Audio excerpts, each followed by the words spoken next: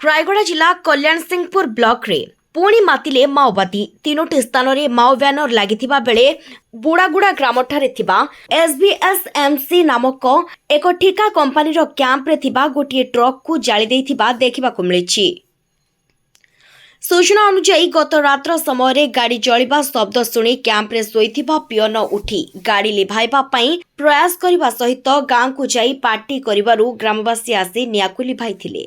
सही समय उक्त रास्ता कैंप्रे गोटे बैनर शेखर पाई बटगछरे गोटे बैनर एवं कल्याण सिंहपुर तहसिल कार्यालय फाटक गोटे बैनर समुदाय तीनोटी बैनर लागिथिबा देखिबाको मिलिछि।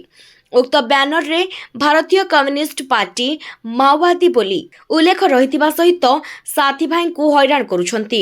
सेथिपाई आमे रास्ता को बाहरिबा पई प्रस्तुत हेलु।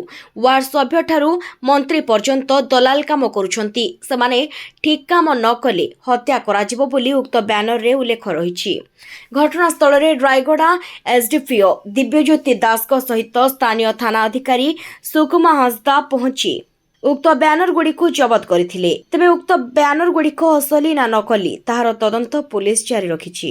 आपण जेंति कहले बड़ा जला करचंदी गुटे ट्रक को पोस्टर मारिचंदी तहसीलदार ऑफिस रे गुटे से पाखरे से कैंपरी मारिचंदी एवं पेट्रोल पंप रे मारिचंदी समाने सीपीएम माओवादी बोली पोस्टर मारिचंदी रियली समान लिखिचंदी जे सतपत्र न चलिबो ताको हम हत्या करियो इलेक्शन ऊपर कोनोसी से बयकट करते से जगह किसी लिखी ना कि समिति सभ्य ठू नेता पर्यंत जदि आम कथा न शुणव हत्या कर लिखाई प्राइम फेसी ये बाहरी खबर पाइला पर आम लोकाल आईआईसी स्टाफ आम एसडीपीओ और आम जो नक्सलाइट ये आम यूनिट अच्छे सब पहुँची इन्वेस्टिगेशन चली एपर्यंत जहाँ प्राइम फेसी मिली यहाँ नक्सलर इनवल्वमेंट नाला भाया जना पड़ी स्टिल ये इन्वेस्टिगेशन अच्छी आउ टिके समय आम इन्वेस्टिगेशन पर वेदर यहाँ नक्सल मैंने निजे कर कि फेक कि कौन है घटना सत्यासत्य जना पड़े।